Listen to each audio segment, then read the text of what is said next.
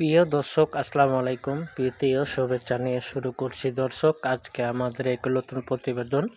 তো দর্শক, আজকে তুলে ধরবো এমন এক অসহায় এক মেয়ের গল্প। তো যে মেয়ের নাম হচ্ছে স্বপ্না। স্বপ্না দেখতে শুনতে অনেক সুন্দর, মার্শাল্লাহ। স্বপ্নার বয়সটা আছে 18 বছর। স্বপ্নার ঠিকানাটা রাজশাহী।